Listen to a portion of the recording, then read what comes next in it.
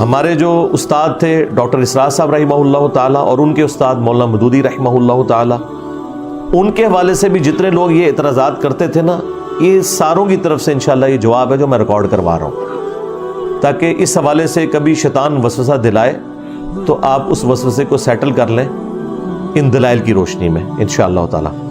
تو یہ کل 10 علمی پوائنٹس ہیں جنہیں میں سٹیپ وائز کور کروں گا تاکہ آپ کو بات صحیح طریقے سے سمجھ آ جائے۔ یہ قرآن کی آیت بھی ہے، تلک عشرۃ کاملہ، یہ ہوئے پورے 10۔ تو قرآن کی آیت کی نسبت سے یہ 10 علمی پوائنٹس، جس میں میں نے ایک ایک پوائنٹ کے اوپر وہ ڈسکشن کرنی ہے دلائل کی روشنی میں۔ بیسیکلی یہ 10 دلائل کہہ لیں آپ، اور اسی میں جو ان کے وسوسے ہیں ان کو بھی میں ساتھ ساتھ سیٹل کرتا جاؤں گا۔ 10 علمی پوائنٹ ڈسکس کرنے سے پہلے ایک لائٹر موڈ کے اندر میں آپ کے سامنے بات رکھوں، اور یہ تمام علماء کے لیے ایک لمحہ فکریہ بھی ہے کہ ڈاکٹر اقبال کو یہ سارے کہتے ہیں علامہ اقبال۔ علامہ یعنی یہ عالم کا بھی کو اوپر والا درجہ ہے، علامہ اقبال۔ ان سے پوچھیں کہ ڈاکٹر اقبال کے پاس کس مدرسے کی ڈگری تھی؟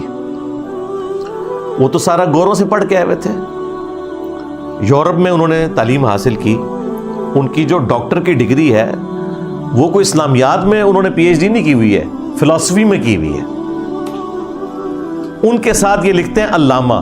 اور تمام مکاتب فکر کے جتنے بھی بڑے بڑے علماء ہیں ان کی تقاریر ان کے شعروں سے خالی نہیں ہوتی ہیں، سارے فرقوں والے ان کے اشعار یوز کرتے ہیں۔ اس کی وجہ یہ ہے کہ انہوں نے بھی سب کو خوش کیا ہے، ہاں، انہوں نے صوفیوں کو بھی خوش کیا ہے، اینٹی صوفی جو لوگ تھے انہیں بھی خوش کیا ہے اپنے اشعار کے ذریعے، یہ الگ سے ایک ٹاپک ہے۔ ہندوؤں کو بھی خوش کیا ہے، بدھسٹ کو بھی خوش کیا ہے، کرسچنز کو بھی، ایتھیسٹ کو بھی، جو ان کے سامنے آیا نا اس کی تعریف میں پوری نظمیں انہوں نے لکھ دی ہیں۔ یہ ایک الگ سے ٹاپک ہے، آپ ان کی وہ ساری کی ساری تعلیمات نکال کے دیکھ لیں تو آپ کو پتہ چل جائے گا۔ بعض لوگ ان کی طرف سے جھوٹا دفاع کرتے ہیں، نہیں، وہ ان کی زندگی میں مختلف فیزز تھی جناب۔ ان کی جو زندگی کی آخری جو کتابیں ہیں نا، ٹھیک ہے، جب وہ یورپ سے آگے ہوئے تھے اس میں بھی آپ پڑھیں تو آپ کو اس میں گرو نانک کی شان میں بھی آپ کو پورے قصیدے ملیں گے، ٹھیک ہے جی۔ کارل مارکس کے بارے میں بھی پورے قصیدے ملیں گے، لینن کے بارے میں بھی پورے قصیدے ملیں گے، موسولینی کے بارے میں بھی آپ کو قصیدے ملیں گے، کوئی بندہ انہوں نے چھوڑا۔ مجد الفسانی شیخ احمد سرندی کے بارے میں بھی آپ کو ملیں گے، فقر جنید و بایزید بھی ملے گا آپ کو، اور ان ساروں کے خلاف نکل کر خانقاہوں سے ادا کر رسم شبیری، سارے صوفیوں کو رگڑا بھی ملے گا، یہ سب کچھ ملے گا۔ یہ الگ سے ایک ٹاپک ہے، میں اس کو وہ ایک موضوع بحث نہیں بنانا چاہتا، ورنہ یہ کہیں گے کہ جی وہ ہمارے قومی شاعر ہیں، ان کو آپ نے تختہ مشق بنا دیا ہے۔ قومی شاعر ہیں، مذہبی پیشوا نہ انہیں بنایا۔ قومی شاعر ہیں، بالکل قومی شاعر رہنے دیں۔ جس طرح آپ نے پولیٹیکل لیڈرز کو مذہبی ٹچ کے نام کے اوپر مذہبی لیڈر بنایا ہوا ہے نا، تو قومی شاعروں کو بھی مذہبی لیڈر نہ بنائیں، ان کو آپ قومی شاعر ہی رہنے دیں۔ تو کبھی نہیں کہیں گے کہ ڈاکٹر اقبال جاہل تھا۔ اس زمانے میں کچھ لوگوں نے، جو مولویوں نے ان کے اوپر فتوے شتوے دیے نا، وہ کچھ اور وجوہات تھی، دینی اعتبار سے ان کو وہ کوٹ کرتے ہیں۔ اور ابھی ان سارے مولویوں کے منہ کے اوپر اللہ تعالیٰ نے اتنی بڑی کالک ملی ہے، جو آپ کے سٹنگ آرمی چیف ہیں حافظ سید عاصم منیر صاحب، حافظہ اللہ تعالی من الجنت والناس۔ مجھے یہ ایک عالم دین جو علماء کی نا اس مجلس میں بیٹھے ہوئے تھے، جب یہ پچھلے دنوں آرمی چیف نے بلایا تھا نا تمام علماء کو، اس کے اوپر میری تفصیلی ویڈیو بھی آئی تھی کہ ادھر کیا گفتگو ہوئی، اس میں تمام فرقوں کے وہ گلے پھاڑنے والے علماء، بریلوی، دیوبندی، اہل حدیث، شیعہ بیٹھے ہوئے تھے۔ تو وہ مجھے عالم دین کہتے ہیں کہ جی ہمارا کوئی مولوی اٹھ کے ایک آیت پڑھتا تھا نا تو عاصم منیر صاحب اس کے بدلے میں 4 آیتیں پڑھ دیتے تھے۔ اچھا، تو کہتے ہیں یہ سارے اکے بکے رہ جاتے تھے۔ وہ تھوڑا دفاع کر رہے تھے کہ جی طالبان کو آپ چھوڑ دیں، تو انہوں نے کہا یہ تو سورہ توبہ کی جتنی وہ آیات ہے نا، خوارج کے بارے میں اور کافروں کے بارے میں، منافقین کے بارے میں، جن سے قتال کا نبی الاسلام کو حکم ہے، وہ انہوں نے عربی میں پڑھنی شروع کر دی۔ ظاہر حافظ قرآن ہے وہ، اور پھر ترجمہ بھی بیان کیا، تو یہ سارے کے سارے ہکے بکے رہ گئے۔ لیکن کسی کی جرت نہیں ہوئی ہے کہ وہ کہے کہ حضرت صاحب آپ تو آرمی چیف ہیں، جنرل ہیں، آپ کے پاس مدرسے کی ڈگری نہیں ہے، آپ آیتیں کیوں کوٹ کر رہے ہیں؟ دیکھا کتنے گیا دماغ میرا؟ اوے مولویوں ڈوب مرو، اتنے مخلص ہونا اپنی ڈگری کے ساتھ. تو جب آرمی چیف تمہیں سامنے بٹھا کے آیات سنا رہا تھا نا, جڑے بن دینا, کہندے تیرے کو ڈگری نہیں ہے, اسی انجینئر کو ڈگری منگنے, تیرے کو بھی منگنے, اسی 1 نمبر مولوی ہاں, 2 نمبروں. اور ساتھ یہ بھی پوچھنا تھا کہ تمہارا جو جوائنٹ چیف ہے ساحر شمشاد مرزا, اس کے نام میں مرزا آتا ہے, ہم اسے بھی قادیانی کہیں گے. یہ بھی کہنا چاہیے تھا نا تمہیں کہ مرزا آتا ہے تو قادیانی کہیں گے, کیونکہ ہم انجینئر کو تو کہتے ہیں. کبھی جرت نہیں کریں گے, کیونکہ دنیا دار لوگ ہیں, یہ دنیا کی منفعت کے پیچھے چلتے ہیں. پلس ان لوگوں نے ان کے فرقوں کی منجی نہیں ٹھوکی, انجینئر صاحب نے منجی ٹھوک دی ہے. یہ اصل میں وجہ ہے. تو یہ میں جو آج باتیں کرنے جا رہا ہوں نا, انشاءاللہ تعالیٰ یہ ڈگری والا خمار ان کا اللہ کے فضل سے نکل جائے گا انشاءاللہ تعالیٰ. آندہ جرت نہیں کریں گے. ویسے تو میں نے ابھی اتنی گفتگو کر دی ہے, ابھی تو میری وہ 10 پوائنٹ سٹارٹ ہی نہیں ہوئے ہیں جو میں نے بیان کرنے ہیں. علمی پوائنٹ نمبر 1, قرآن حکیم میں ہر مسلمان کو اللہ تعالیٰ نے دعوت و تبلیغ کرنے کی ڈگری دے دی ہے. یہ وہ آیت مبارکہ ہے سورہ آل عمران کی آیت نمبر 110, جو آپ کو تمام تبلیغی جماعت والے بھائی, دعوت اسلامی والے ہر پلیٹ فارم کے اوپر سناتے ہوئے نظر آئیں گے. اعوذ باللہ من الشیطان الرجیم, بسم اللہ الرحمن الرحیم. کنتم خیر امۃ اخرجت للناس تأمرون بالمعروف وتنہون عن المنکر وتؤمنون باللہ. تم بہترین امت ہو جو لوگوں کے نفع کے لیے نکالے گئے, لوگوں کو نیکی کا حکم دیتے ہو اور برائی سے روکتے ہو, اور اللہ پر ایمان لاتے ہو جیسا کہ ایمان لانے کا حق ہے. یہ اس میں امپلائیڈ ہے, کیونکہ ایمان لانے کا حق وہی پورا کر رہا ہے جو نیکی کا حکم دے رہا ہے اور برائی سے روک رہا ہے. تو دین کی تبلیغ کرنا یعنی نیکی کا حکم دینا اور لوگوں کو برائی سے روکنا, یہ پوری امت کی ذمہ داری ہے. لہٰذا ہمارے محبوب صلی اللہ علیہ وآلہ وسلم کے ذریعے اللہ تعالیٰ نے پوری امت کو یہ ڈگری دے دی ہے کہ تمہارا کام ہے کہ نیکی کی دعوت عام کرو, اور آلریڈی امت اس کے اوپر عمل کر رہی ہے. تبلیغی جماعت کے جو لاکھوں لوگ ہیں ان کے پاس کوئی ڈگری نہیں ہے, دعوت اسلامی کے جو لاکھوں مبلغین ہیں ان کے پاس کوئی ڈگری نہیں ہے, وہ اسی آیت کے تحت چل رہے ہیں. علمی پوائنٹ نمبر 2, اور وہ ہے صحیح بخاری میں حدیث, بلغوا عنی ولو آیہ, پہنچا دو میری طرف سے خواہ تمہیں ایک آیت ہی آتی ہو, وہ باقی لوگوں تک پہنچا دو. مثلا ہر مسلمان کو یہ پتا ہے کہ قرآن میں لکھا ہے ایاک نعبد و ایاک نستعین. اب ہر مسلمان کی ذمہ داری ہے کہ یہ آیت دوسرے مسلمانوں تک پہنچائے اور ان کا عقیدہ درست کرے کہ عبادت بھی صرف اللہ کی ہوگی اور دعا بھی صرف اللہ ہی سے ہوگی. یہاں نستعین سے مراد ہے دعا میں جو مدد مانگی جاتی ہے. یہاں وہ والی مدد مراد نہیں ہے جو آپ کو یہ شرک پھیلانے والے فرقوں کے مبلغین کہتے ہیں, جی امی سے روٹی نہ مانگے. پھر امی سے روٹی مانگنا کوئی شرک نہیں ہے بھائی. ہاں مری ہوئی امی ہے نا, اس کو پکار رہے ہو نا اگر, تو وہ شرک ہو جائے گا روٹی کے لیے. ویسے آپ نے محبت کے اظہار کے لیے امی کو کہنا ہے ہائے میری مائے, تو بے شک کہتے رہے, وہ کوئی مسئلہ نہیں, اس کے اوپر گرفت نہیں ہے.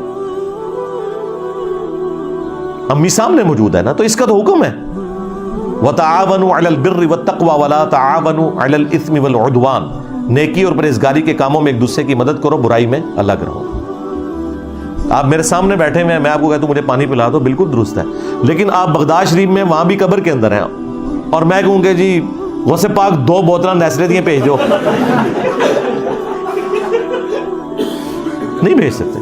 ہاں عثمان بھائی کو میں فون کروں کہ جی 2 نیسلے کی بوتلیں بھجوا دیں, تو کسی کے ہاتھ بھجوا دیں کہ زندہ ہے, یہ بھی قبر میں چلے گئے تو ظاہر ہے یہ نہیں بھجوا سکیں گے. تو یہ ظاہری اسباب ہیں, آپ اختیار کر سکتے ہیں. اس کا قرآن میں حکم ہے نیکی اور پرہیزگاری کے کاموں میں ایک دوسرے کی مدد کرو, برائی میں الگ رہو. لیکن جو دعا ہے وہ اللہ کے ساتھ خاص ہے. ایاک نستعین, صرف تجھی سے دعا مانگیں گے. اور یہ اتنا سینسٹیو ایشو ہے کہ ہر مسلمان کی گھٹی میں یہ چیز موجود ہے. تمام مسلمانوں کو پتا ہے کہ اللہ تعالیٰ نے بارش برسانے کی, رزق تقسیم کرنے کی ڈیوٹیاں فرشتوں کے سپرد کی ہوئی ہیں، لیکن کوئی کتنا ہی گیا گزرا مسلمان ہو کبھی کسی فرشتے سے رزق نہیں مانگتا۔ بارش کی دعا میکائیل علیہ السلام سے نہیں ہوتی، اللہ سے لوگ کرتے ہیں، کیونکہ لوگوں کو پتا ہے کہ بارش اللہ برساتا ہے، اس نے تو ڈیوٹی فرشتوں کی لگائی ہوئی ہے۔ بارش مانگنی ہوگی تو فرشتوں سے نہیں مانگیں گے، وہ تو خود مجبور محض ہے، وہ تو اللہ کے حکم کے مطابق چلیں گے۔ آپ کے مانگنے پہ تو انہوں نے کچھ نہیں کرنا۔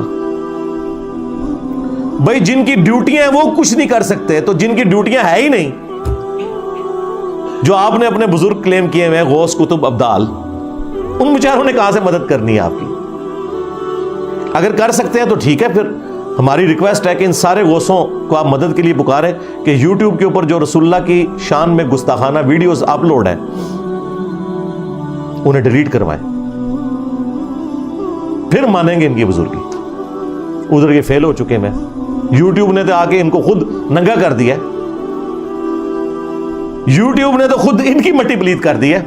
لوگ کہہ رہے ہیں جی اگر بابے اڑ سکتے ہیں تو کس بابے نے کوئی یوٹیوب کا چینل بنایا ہوا ہے کہ جس پہ بابا اڑتا ہوا دکھائے؟ کیونکہ جتنے بھی فنکار لوگ ہیں وہ اپنا ایک چینل تو ضرور بناتے ہیں نا، کہ جی آؤ دیکھو ہم یہ کر رہے ہیں۔ جس طرح ہم نے دین کی خدمت کے لیے چینل بنائے ہوئے ہیں، علماء نے دین کی خدمت کے لیے بنائے ہوئے ہیں، کرکٹرز نے کرکٹ کی خدمت کے لیے بنائے ہوئے ہیں، تو بابوں کے دفاع کے لیے بابوں کے چینل ہونے چاہیے نا، کہ جی یہ بابے اڑتے ہوئے دیکھو۔ کوئی نہیں ہے، پہلے بھی کوئی نہیں تھے اڑتے۔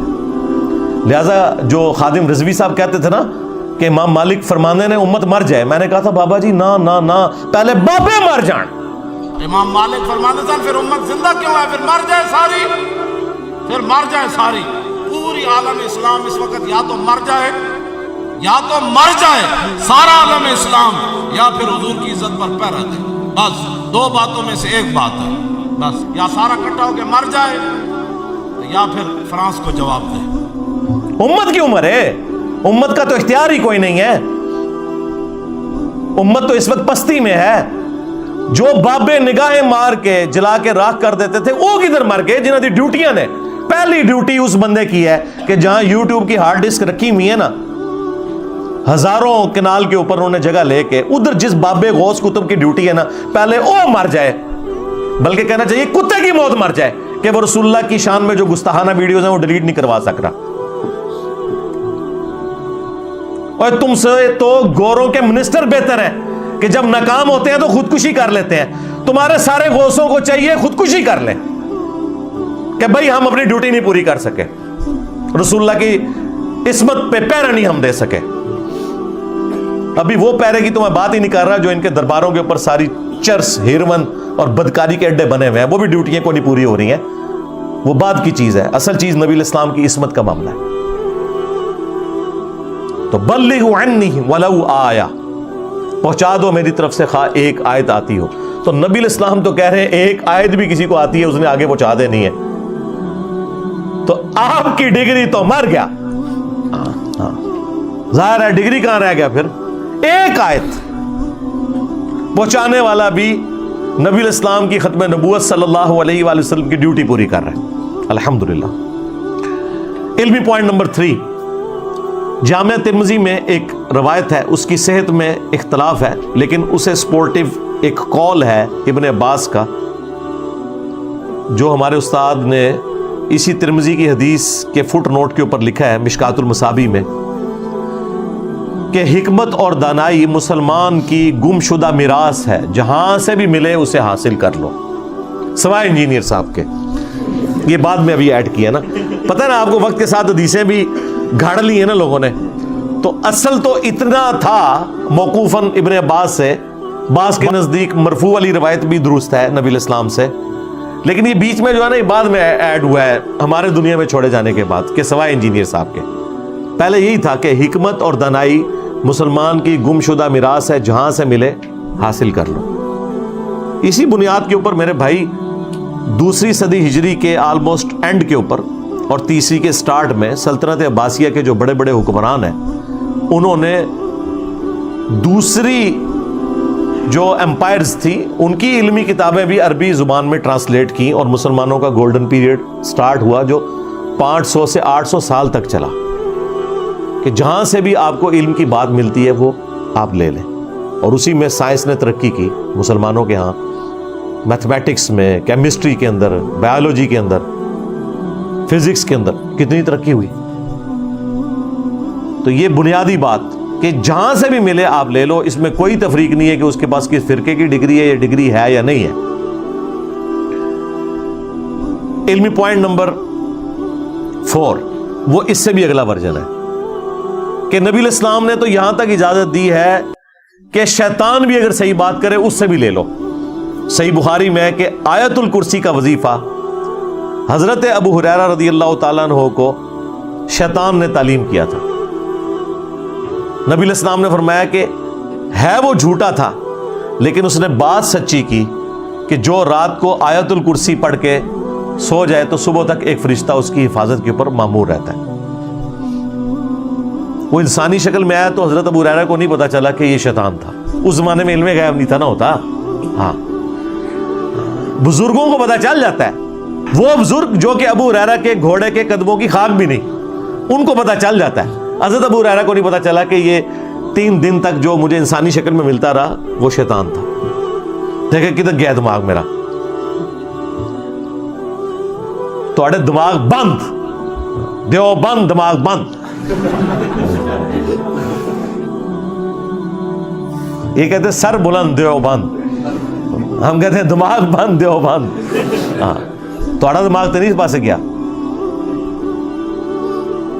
تو حضرت ابو ہریرہ رضی اللہ تعالیٰ عنہ کو نبی علیہ السلام نے یہ تعلیم فرما دیا کہ شیطان بھی اگر صحیح بات کرے تو تم نے اس کی صحیح بات کی تصدیق کرنی ہے. اچھا, اس کا بھی جواب دیتے ہیں. پتہ کیا کہتے ہیں؟ وہ کہتے ہیں جی شیطان کا آپ نے درس تو نہیں رکھوانا, صرف صحیح بات کی تصدیق کرنی ہے. تو سرکار ہم کب کہہ رہے ہیں کہ مجھے دیوبندیوں یا بریلویوں اہل حدیث کی مسجد میں کوئی جمعے کا خطبہ دے دو؟ میں کہہ رہا ہوں جو میں ریفرنسز لوگوں میں بیان کر رہا ہوں ان کی تصدیق کر دو. یعنی بریلوی جو ہیں وہ پچھلے 100-150 سال سے 11ویں کتنے زور و شور سے منا رہے ہیں, پورا مہینہ منا رہے ہیں. بس 11ویں کے اوپر بتا دیں کہ شیخ عبد القادر جیلانی رحمۃ اللہ علیہ نے غنیت الطالبین میں نماز کا طریقہ کون سا لکھا ہے, حنفیوں والا یا بخاری مسلم والا, رفع الیدین والا, رکوع میں جاتے وقت اور رکوع سے اٹھتے وقت, بس یہ بتا دیں. اور یہ شیخ عبد القادر جیلانی تو انٹرنیشنل بزرگ ہیں صوفیوں کے, ان کو دیوبندی بھی مانتے ہیں, بریلوی بھی مانتے ہیں, اہل حدیث بھی مانتے ہیں. دوسرے انٹرنیشنل بزرگ ہیں امام محمد غزالی, ان کی کتاب سے کیمیائے سعادت سے بتا دیں کہ نماز کا طریقہ انہوں نے کیا لکھا ہوا ہے. وہ یہی لکھا ہوا ہے رفع الیدین والا طریقہ, جسے یہ کبھی مکھیاں مارنا کہتے ہیں, کبھی کہتے ہیں بغلوں میں بت رکھ کے آتے تھے, اور یہ دین کی خدمت کر رہے ہیں. یار یہ دین کے ساتھ غداری ہے, یہ دین کی خدمت ہے. علمی پوائنٹ نمبر 5, اور وہ ایک لاجیکل آنسر میری طرف سے اینٹی وینم اور پھکی کے طور پر, الزامی جواب کے طور پر, کہ اگر کوئی پرائمری اسکول کا بچہ آ کر کسی عالم دین سے یہ کہے کہ سر سورۃ البقرہ کی آیت نمبر 279 میں لکھا ہے کہ جو سود خور ہے اس کے خلاف اعلان جنگ ہے اللہ اور اس کے رسول کا عز و جل و صلی اللہ علیہ وآلہ وسلم, تو کیا اس بچے کا سائز دیکھ کے وہ عالم دین قرآن کی آیت ماننے سے انکار کر دے گا؟ اگر کرے گا تو کافر ہو جائے گا. ڈگری تو چھوڑ دو, خود کافر ہو جائے گا. یا اسے چاہیے کہ بیٹا اگرچہ تیرے پاس ڈگری تو نہیں ہے لیکن میں ابھی قرآن کھول کے چیک کرتا ہوں کہ واقعی سورۃ البقرہ کی آیت نمبر 279 میں یہ لکھا ہوا ہے یا نہیں. اور جب وہ چیک کرے اور نکل آئے تو اسے چاہیے کہ بیٹا اگرچہ آپ کے پاس ڈگری نہیں لیکن آپ کی بات ٹھیک ہے, اور یہ آپ کی ذاتی بات نہیں, یہ قرآن میں لکھی ہوئی ہے, میں آپ کی بات کی تصدیق کرتا ہوں اور اسی کے مطابق فتویٰ بھی دوں گا. لیکن انجینئر صاحب قرآن پیش کریں, بخاری پیش کریں, مسلم پیش کریں, کہتے ہیں ڈگری لے کے آئے. علمی پوائنٹ نمبر 6 جو انہوں نے اس ویڈیو کے اندر بھی کہا اور اکثر کہتے ہیں کہ دیکھیں ڈاکٹر جو ہے وہ پراپر میڈیکل یونیورسٹی سے یا کالج سے بنتا ہے, انجینئر جو ہے وہ بھی انجینئر یونیورسٹی سے بنتا ہے, اس طرح علماء جو ہیں مدارس سے بنتے ہیں. کس مدرسے سے بنتے ہیں جی یہ بتائیں؟ اس مدرسے سے کہ جس مدرسے کے عالم دین کو عام بریلوی بھی کہتا ہے او آتے آئی گمراہ ہے, دیوبندی تو ہے ہی گستاخ رسول. یہ اوقات ہے ٹوٹل تمہاری ڈگری کی کہ بریلویوں کا بچہ بھی دیوبندیوں کے بڑے سے بڑے عالم کو نہ صرف گمراہ سمجھتا ہے بلکہ گستاخ رسول کہتا ہے. ڈگری تو ویسے ہی فارغ ہو گئی, ڈگری تو مر گیا, ڈگری تو مر گیا. جب تو یہ کہو گے کہ یہ گستاخ رسول ہے تو ڈگری کہاں رہے گی؟ اور عام دیوبندی بریلویوں کے بڑے سے بڑے عالم کو کہہ دے کہ مشرک ہے تو ڈگری کی اوقات تو یہ ہے ٹوٹل آپ کی ڈگری کی اوقات. اور پھر مجھے بتائیں, کیا ڈاکٹر یا انجینئر بننا ہر مسلمان مرد و عورت کے اوپر فرض ہے؟ اور علم دین حاصل کرنا, لہذا ڈاکٹر اور انجینئر کی مثال آپ دے ہی نہیں سکتے کیونکہ وہاں تو ہر شخص نے ڈاکٹر انجینئر نہیں بننا. یہاں بھی ہر شخص نے ڈگری تو نہیں لینی, علم دین حاصل کرنا ہر مسلمان مرد و عورت کے اوپر فرض ہے. یہ سنن ابن ماجہ میں حدیث ہے, اس کی صحت کے اوپر بعض محدثین نے کلام کیا ہے لیکن اپنی سٹیٹمنٹ میں یہ بات بالکل درست ہے, فٹنگ بیٹھتی ہے قرآن میں.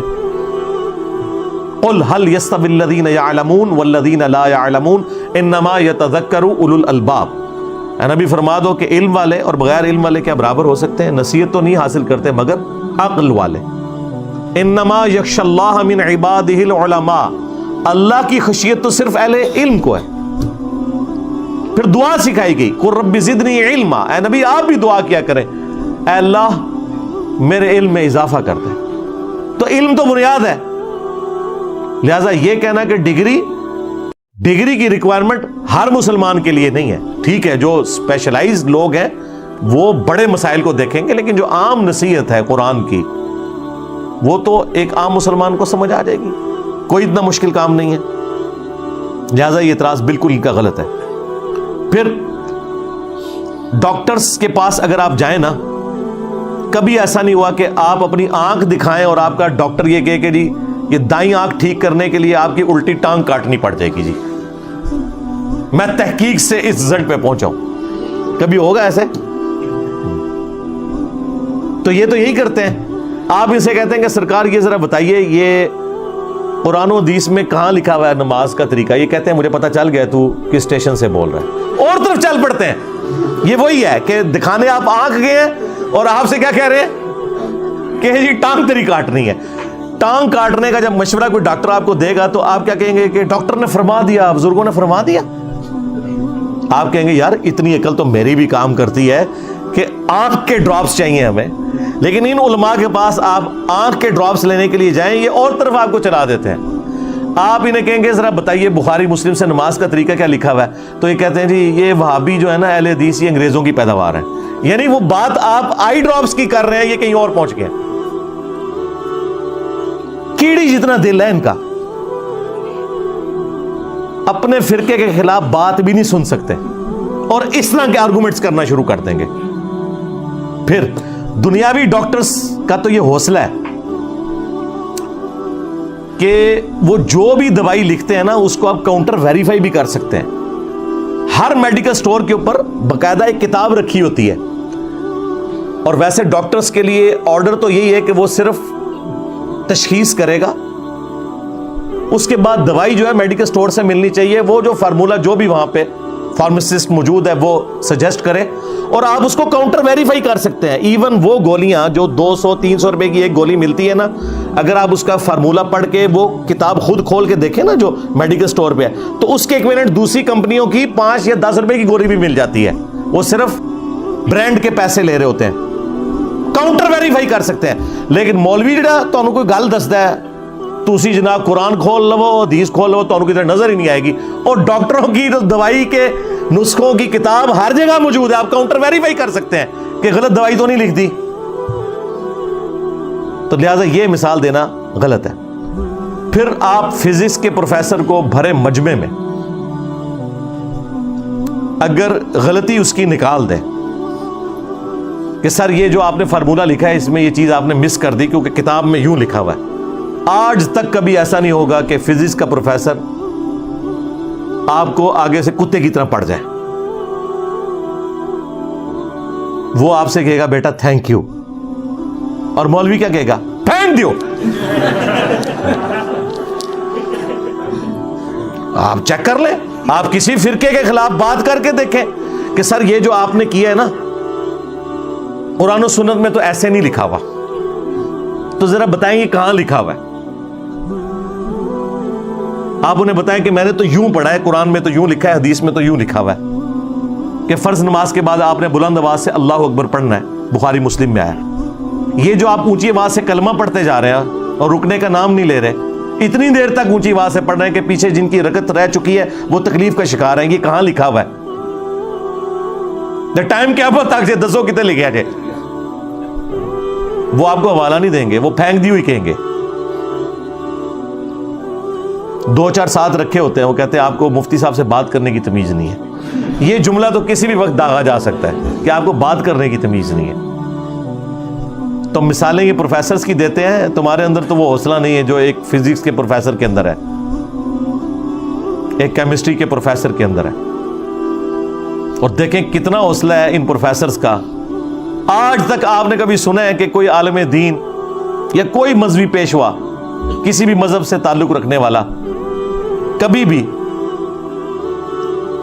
سائنس کے اوپر ڈسکشن کر رہا ہو اور صحیح بات کر رہا ہو تو کوئی سائنٹسٹ اعتراض کرے کہ جی اس کے پاس تو ڈگری نہیں ہے, یہ کیسے بات کر سکتا ہے؟ عام عالم دین سے بھی کوئی پوچھے, اگر اسے تھوڑا سا سائنس کا نالج ہے, ڈگری بے شک نہیں ہے, کہ چاند گرین کیوں لگتا ہے, تو بتائے گا آپ کو کہ جب زمین سورج اور چاند کے درمیان آ جاتی ہے تو سورج کی روشنی چاند تک مکمل طور پر پہنچ نہیں سکتی, اس کی وجہ سے چاند کو گرین لگ جاتا ہے. اسی طریقے سے جب چاند سورج اور زمین کے درمیان آ جاتا ہے تو سورج کو گرین لگ جاتا ہے کیونکہ وہ روشنی پوری پہنچ نہیں پاتی. کبھی نہیں ہوگا کہ آپ کو کوئی اسٹرانومر یا کوئی سائنٹسٹ یا فزکس کی فیلڈ کا بندہ آگے سے یہ کہنا شروع کر دے کہ سرکار آپ کے پاس تو ڈگری نہیں ہے, آپ کہاں سے آئے چاند گرین اور سورج گرین کو بریف کرنے والے. تو آپ میں اتنا حوصلہ بھی نہیں ہے جتنا ایک سائنس کے اسٹوڈنٹ کے اندر یا سائنس کے ٹیچر کے اندر حوصلہ ہے, کیڑے جتنا دل ہے. اور مثالیں ان کی دیتے ہیں, بالکل غلط بات. اور ایک اور مثال سنیں, آپ نے اپنے گھر میں ایئر کنڈیشن لگوانا ہو اور کسی ایئر کنڈیشن فٹ کرنے والے کو بلائیں اور وہ انٹرنل یونٹ کو ہلکا سا ٹیڑھا لگا رہا ہو. کئی تو ایسے ہیں کہ وہ اوپر لیول رکھ کے بھی ٹیڑھا لگا دیتے ہیں ہمارے جاننے والوں میں, اور آپ اسے کہیں کہ بھائی یہ اس کو چھوڑ, تو نیچے اتر کے دیکھ یہ نظر آ رہا ہے کہ ٹیڑھا ہے. آگے سے وہ یہ کہے کہ جی آپ کے پاس ڈگری نہیں ہے, یہ تو میرا کام ہے. کبھی ایسا ہوا ہے؟ اور اگر کہے گا تو وہ مولوی بھی اسے کہے گا یار میں انا تے نا, تو مولوی اسی انے ہے, سانو نہیں نظر آ رہا ہے کہ قرآن کے لکھے ہے, بخاری مسلم کے لکھے ہوا ہے, تو اسی انے ہو, اسی تے انے نہیں ہیں. تو آپ وہ سیدھا کرواتے ہیں, وہ بغیر ڈگری کے بھی سیدھا کرواتے ہیں کیونکہ کامن سینس ہے. میرے ساتھ تو عموماً ایسا ہوتا ہے کہ کبھی موٹر بائک پنکچر ہو گئی, میں جب پنکچر لگوانے کے لیے جاتا ہوں تو بڑا وہمی بنتا ہوں. میں کہتا ہوں بھائی یہ آپ نے جب چیک کرنا ہے پھر ٹائر میں بھی ہاتھ ڈال کے چیک کرنا ہے کہ کوئی کیل نہ لگی ہوئی رہ جائے, کیونکہ اگر وہ کیل آپ نے نہ نکالی تو پھر دوبارہ پنکچر ہو جائے گا. اور آگے سے وہ کہے کہ جی میرا کام ہے تو اپنا کام کر. ہاں, تو وہ پھر اپنی دکان چلا بیٹھا پنکچر لگانے والا. پنکچر لگانے والا جو اس فیلڈ کا ماہر ہے, یعنی وہ پنکچر لگانے کا مفتی اعظم ہے, وہ ایک عام کسٹمر کو بھی کبھی بدتمیزی سے پیش نہیں آتا. اسے پتا ہے کہ بھائی وہ پیسے دے رہا ہے مجھے, تم لوگوں کو بھی ہم نے پیسے دے کے رکھا ہوا ہے, دین غلط بتا رہے ہو, اور جب کوئی بتاتا ہے اس کے ساتھ تم کاٹنے کو دوڑتے ہو. یہ کام تو پنکچر لگانے والا بھی نہیں کرتا. وہ نہیں کبھی کہتا کہ جی ڈگری لے کے آؤ.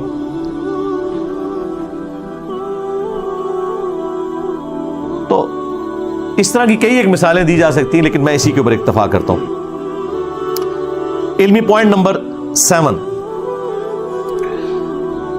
خدا نہ خواستہ اگر کوئی شخص کسی فرقے کی ڈگری لے کر بھی آ جائے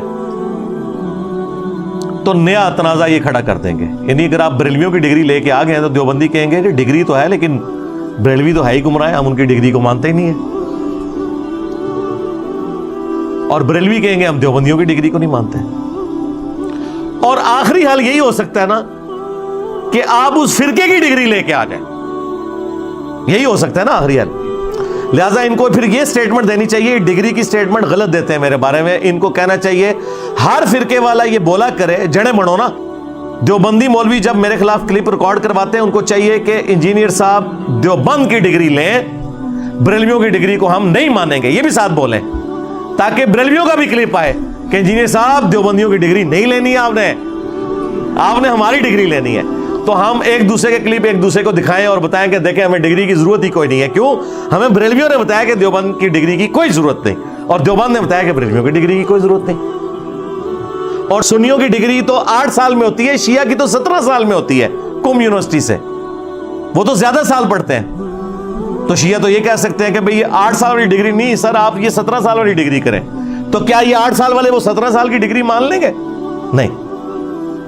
حتیٰ کہ آپ کسی فرقے کی اپنی ڈگری بھی لے کے آ جائیں اور آپ اس ڈگری کے ہوتے ہوئے یہ بات کریں کہ دیکھیں میں آپ کے فرقے کا بندہ ہوں, لیکن یہ بات جو ہے نا ہمارے فرقے کی غلط ہے, تو پتہ ہے کیا کہیں گے؟ نہیں ڈگری تو ہمارے فرقے کی تھی لیکن بعد میں نا گمراہ ہو گیا, لو ڈگری بھی ختم ہو گئی.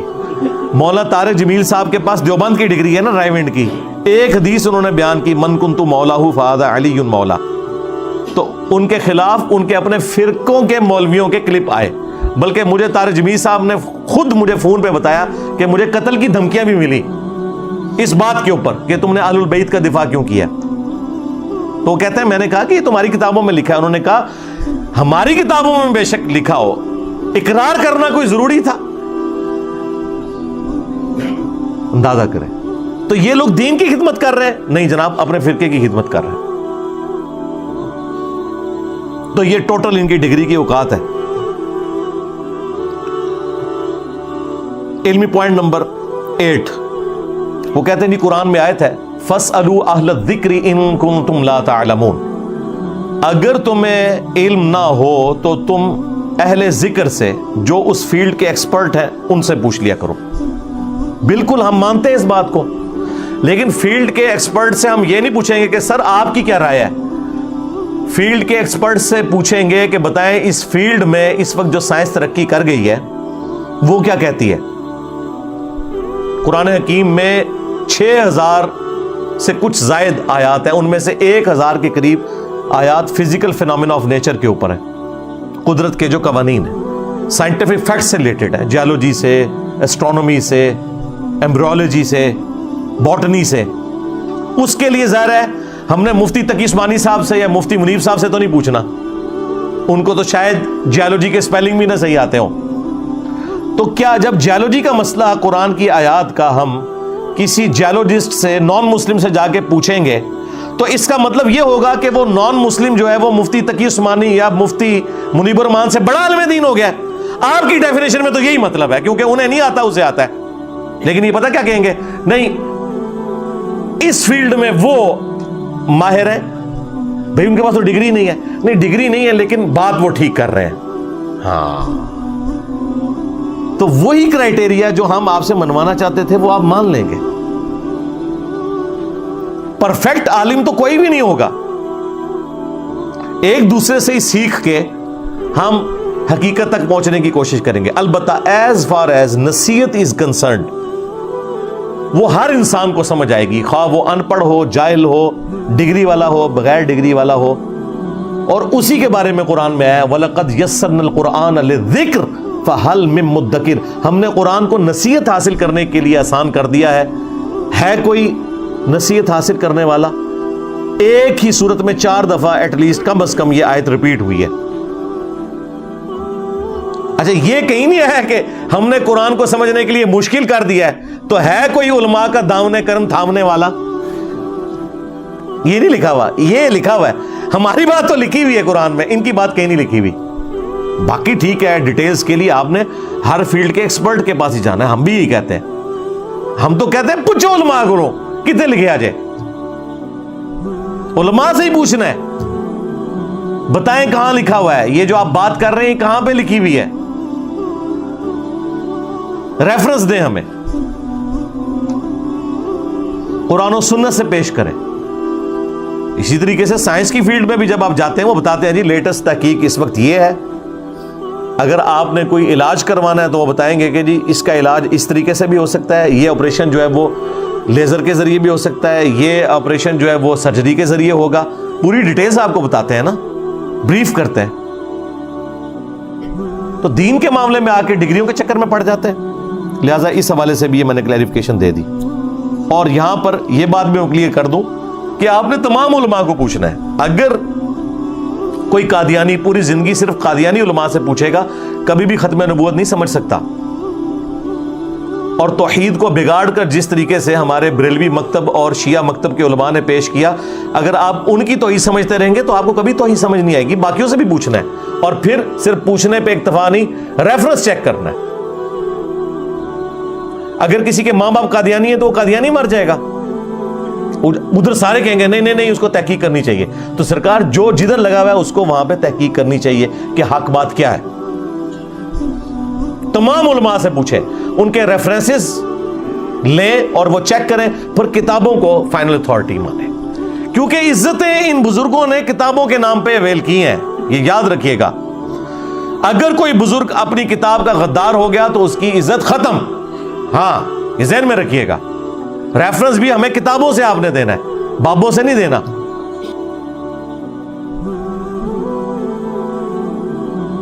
علمی پوائنٹ نمبر 9,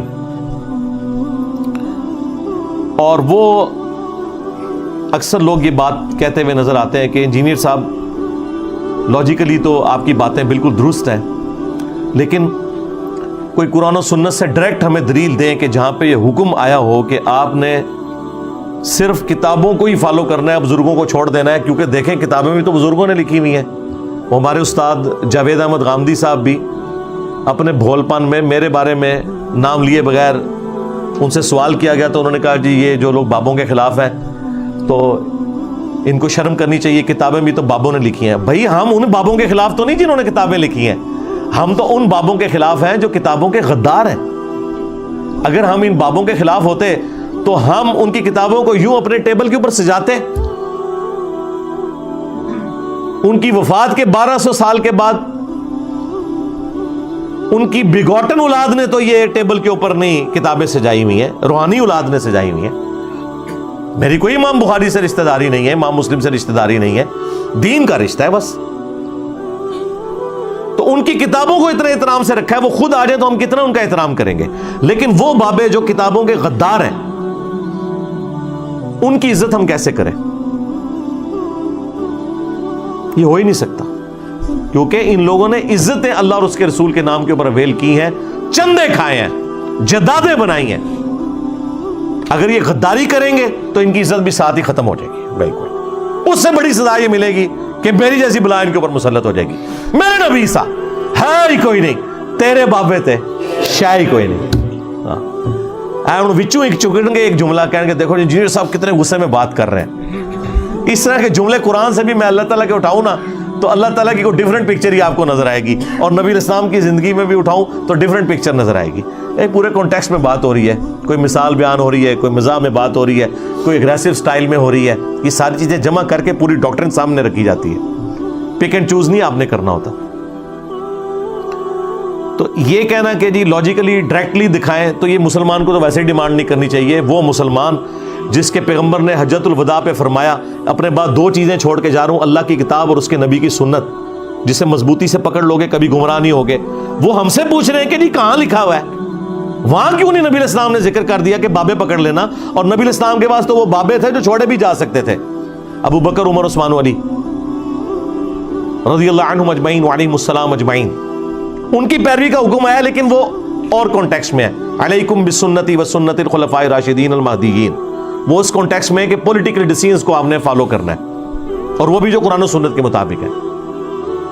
لیکن نبی الاسلام کہہ رہے ہیں کتاب و سنت. اس کے پیچھے ریزن یہ ہے کہ نبی الاسلام کی وفات کے آلموسٹ 2.25 سال کے بعد حضرت ابو بکر بھی فوت ہو گئے, آلموسٹ 11 سال کے بعد سیدنا عمر بھی شہید ہو گئے, 25 سال کے بعد سیدنا عثمان شہید ہو گئے, 30 سال کے بعد حضرت علی شہید ہو گئے, اور آلموسٹ 100 سال کے بعد آخری صحابی ابو طفیل عامر بن واثلہ رضی اللہ تعالیٰ عنہ المتوفا 110 ہجری, وہ بھی دنیا سے چلے گئے. آج آخری صحابی کو گئے ہوئے بھی آلموسٹ 1350 سال ہو چکے ہیں, لیکن قرآن اور سنت زندہ ہے.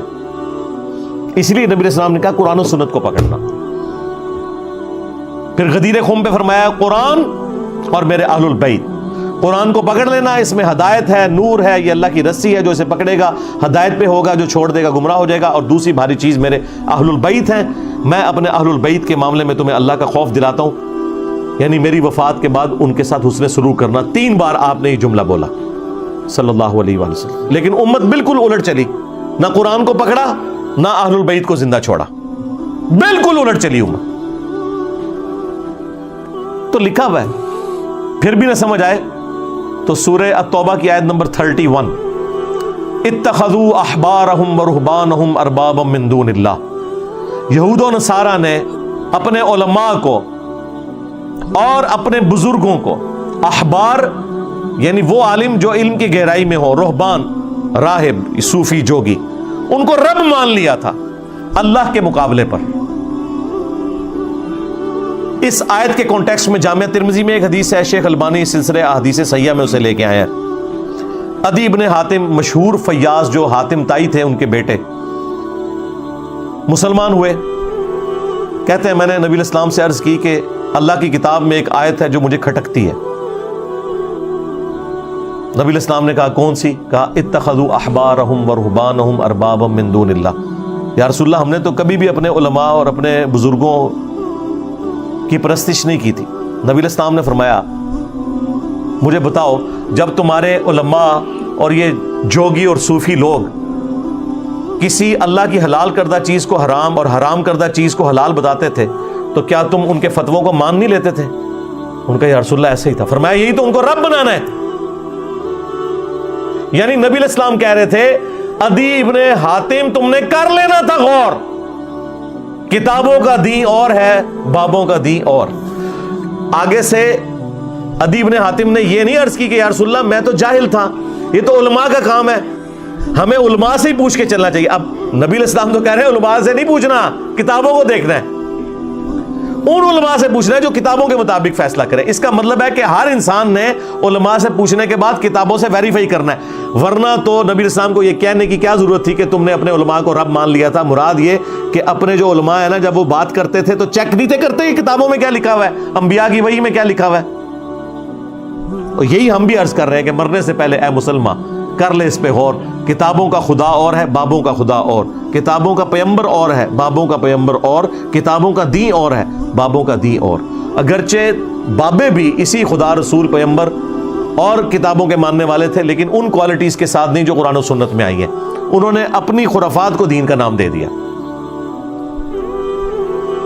حتیٰ کہ نبی صلی اللہ علیہ وآلہ وسلم کو جب اللہ تعالیٰ نے کفار کے ساتھ بحث کرنے کے حوالے سے ایجوکیٹ کیا تو سورۃ الاحقاف میں فرمایا کہ ان کافروں سے کہو ایتونی بکتاب من قبل ھذا او اثارۃ من علم ان کنتم صادقین. اے نبی ان سے فرماؤ اگر قرآن کو نہیں مانتے نا تو اس کتاب سے پہلے جتنی الہامی کتابیں نازل ہوئی ہیں نا وہ لے آؤ, یا انبیاء کے آثار یعنی سنت, اس کا ریٹن ریکارڈ حدیث. کہتے ہیں نہیں حدیث کا ذکر کدھر ہے؟ قرآن میں موجود ہے. اگر تم سچے ہو, یعنی اگر تم اپنے دلائل میں سچے ہو, اس قرآن کو نہیں مانتے, تو اپنی الہامی کتابیں اور انبیاء کے آثار سنت لے آؤ. بتاؤ اس میں کہاں لکھا ہوا ہے کہ اللہ کے ساتھ کسی کو شریک ٹھہرایا جا سکتا ہے؟ نبی علیہ السلام کو اللہ تعالیٰ یہ سکھا رہا ہے کہ کتابوں سے بات کرنی ہے.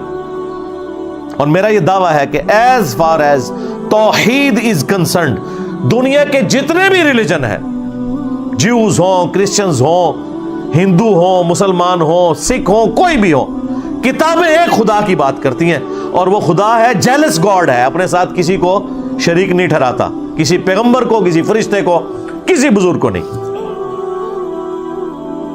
ہاں پریکٹیکلی دیکھ لیں, سارے فرقوں کے, سارے مذاہب کے ماننے والے لوگ مرے ہوئے لوگوں کو قبروں پہ جا کے پکار رہے ہیں اور ان سے نظر نیاز کر رہے ہیں بجائے اللہ سے مانگنے کے. تو کتابوں کا دین جو ہے وہ آپ نے فالو کرنا ہے, صرف ان بابوں کو ماننا ہے جو کتابوں کو مانتے ہیں.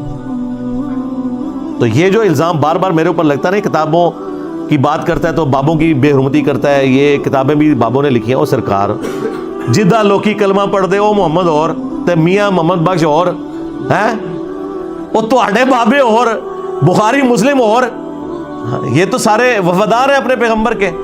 تمہارے بابے وہ ہیں جنہوں نے غداریاں کی ہیں. تو اس طرح تو نہ کرو کہ دونوں چیزوں کو مکس کر کے پبلک کو دھوکہ دینے کی کوشش کرو. آخری علمی پوائنٹ نمبر 10. وہ کہتے ہیں جی باتیں آپ کی ساری بالکل درست ہیں, لیکن بس ہمیں ایک خطرہ ہوتا ہے کہ ڈائریکٹ اگر قرآن و حدیث کوئی پڑھے نا تو گمراہ بھی ہو سکتا ہے. توبہ توبہ توبہ. ہزاروں کرسچنز ہر سال قرآن کا ترجمہ انگریزی میں پڑھ کے مسلمان ہو جائیں. اللہ کے ساتھ دشمنی پہ رکھا ہوا عقیدہ کہ ایک انسان کو انہوں نے خدا بنا لیا, عیسیٰ ابن مریم کو علیہ السلام. اللہ تعالیٰ ان کو بھی ہدایت دے دے. جو آپ کے پروفٹ کو دجال مانتے ہوئے قرآن کو پڑھیں, اللہ تعالیٰ انہیں بھی ہدایت دے دے. اور جو اپنے پروفٹ کے لیے جان دینے کے لیے تیار ہیں وہ قرآن و حدیث ڈائریکٹ پڑھیں, وہ گمراہ ہو جائیں. واہ واہ واہ واہ. سرکار یہ تو آج تک غداری کبھی فزکس کے پروفیسر نے نہیں کی ہے کہ تھیوری آف ریلیٹیوٹی نہ ڈائریکٹ پڑھنا گمراہ ہو جاؤ گے. تم لوگ غداری کر رہے ہو اپنے دین کے ساتھ. یہ کوئی نان مسلم آ کے بات کرے تو یہ کہیں ہم اس کی زبان کھینچ لیں, اور اپنے مفتی جمعے کے خطبے میں کہیں کہ قرآن حدیث ڈائریکٹ نہیں پڑھنا گمراہ ہو جاؤ گے, کہتے ہیں سبحان اللہ, بجائے لعنت اللہ علی الکاذبین کہنے کے لعنت اللہ علی الکاذبین. سبحان اللہ پڑھتے ہیں. تو غداری کر رہے ہیں نا یہ لوگ. اور دوسری بات, ہم میں سے کون ڈائریکٹ قرآن پڑھتا ہے؟ جب میں آپ سے کہتا ہوں کہ بریلوی ہو تو اپنے امام احمد رضا بریلوی کا ترجمہ پڑھ لو, دیوبندی ہو تو اپنے امام اشرف علی تھانوی صاحب کا ترجمہ پڑھ لو, اہل حدیث ہو تو اپنے امام جونا گھڑی صاحب کا ترجمہ پڑھ لو, شیعہ ہو تو اپنے امام سید فرمان علی شاہ کا ترجمہ پڑھ لو, اور عام جو سیدھے سادے مسلمان ہیں مولانا مودودی کا ترجمہ پڑھ لو. تو بھائی ہم آپ کو کب کہہ رہے ہیں کہ آپ ڈائریکٹ قرآن پڑھیں؟ ہم کہہ رہے ہیں کہ آپ ڈائریکٹ اپنے بزرگوں سے قرآن پڑھیں. مجھے بتائیں دنیا کا کوئی عالم یہ دعویٰ کر سکتا ہے کہ میں احمد صاحب بریلوی سے بہتر ترجمہ کر لوں گا اور وہ ہو بریلوی عالم؟ اس کی تو ڈگری کینسل ہو جائے گی. تو اسے کہ ہم نے آپ سے نہیں پڑھنا, مفتی منیر سے بھی نہیں پڑھنا, ہم ڈائریکٹ اعلیٰ حضرت سے پڑھیں گے, احمد صاحب بریلوی صاحب سے, کیونکہ انہوں نے ترجمہ کمائی کے لیے کیا تھا. نہیں, کمائی کے لیے نہیں کیا. کس لیے کیا تھا؟ تاکہ عوام کو پتہ چل جائے تو ہم عوام ہیں. جب وہ قرآن ہماری زبان میں ٹرانسلیٹ ہو گیا تو اب وہ عربی کا بیریئر بھی ختم ہو گیا. جس طرح صحابہ کرام ان پڑھ تھے میجورٹی, چونکہ ان کی زبان میں تھا قرآن, انہیں سمجھ آ گیا, اور چند سالوں کے اندر اس قرآن نے ایسی بجلی بھری کہ انہوں نے رومنز اور پرشینز کو اکھاڑ کے رکھ دیا. ہزاروں سال کی امپائرز استحصال کر رہی تھی اپنی عوام کا, انہیں اکھاڑ کے رکھ دیا. تو جب ہماری زبان میں قرآن ٹرانسلیٹ ہو گیا تو ہم اسی عالم سے پڑھ رہے ہیں جس نے ترجمہ کیا ہے. ڈائریکٹ کوئی بھی نہیں پڑھ رہا. یہ الزام لگانا بند کرو, جھوٹ بولتے ہو تم. دیکھا کیسا جھوٹ پکڑا ان کا, کیسے ڈائریکٹ پڑھتے. ڈائریکٹ کب پڑھ رہے ہیں؟ بخاری مسلم کا ترجمہ انجینئر صاحب نے کیا ہے, ہر فرقے نے اپنا اپنا کیا ہوا, پڑھ لو جو مرضی پڑھ لو. نماز کا طریقہ وہی نکلنا ہے جو بخاری مسلم میں لکھا ہوا ہے. جتنی مرضی دو نمبری کرنی ہے کر لو. ایاک نعبد و ایاک نستعین کا ترجمہ وہی نکلنا ہے. اس سے یا علی مدد یا شیخ عبد القادر جیلانی مدد کوئی نہیں ثابت ہونا, جو مرضی کر لو. تو جب علماء نے اس لیے تراجم کیے تھے کہ عوام الناس کو پتہ چلے قرآن و سنت میں کیا لکھا ہوا ہے, تو پھر اس قسم کا گلہ شکوہ کرنا کہ انجینئر صاحب علماء سے متنفر کروا رہے ہیں, نہیں, میں تو کہہ رہا ہوں پوچھو علماء کو کہاں لکھا ہوا ہے, لیکن بتانا قرآن و سنت سے ہے. ہاں, اپنے بزرگوں کی تعلیمات نہیں بتانی. اب یہاں پہ آ کے پھر یہ لوگ پھنس جاتے ہیں. باقی اس حوالے سے ان کے پاس ایک لیم ایکسکیوز ہوتا ہے. وہ کہتے ہیں کہ قرآن میں لکھا ہوا ہے کہ قرآن ڈائریکٹ پڑھنے سے انسان گمراہ ہو سکتا ہے. استغفر اللہ. جس کا یہ عقیدہ ہے کہ قرآن کتاب گمراہی ہے وہ شخص پکا کافر ہے, اسلام سے خارج ہے. آپ غیر مسلم کو قرآن پڑھنے کے لیے دیں گے کہ جی آپ اسے پڑھ کے ہدایت بھی پا سکتے ہیں, آپ گمراہ بھی ہو سکتے ہیں, وہ کہے گا جی اپنے کول ہی رکھو. آج غیر مسلم کو ہم کیا کہہ رہے ہیں کہ قرآن پڑھو, اور دیکھو توحید جو اس کے اندر بیان ہوئی ہے قرآن میں کہاں لکھا ہے؟ قرآن میں تو لکھا ہے ہدی للناس وبینات من الہدی والفرقان. یہ پوری انسانیت کے لیے ہدایت ہے کتاب, اور اس میں روشن دلائل ہیں, اور یہ حق اور باطل میں تمیز کرنے والی کتاب ہے.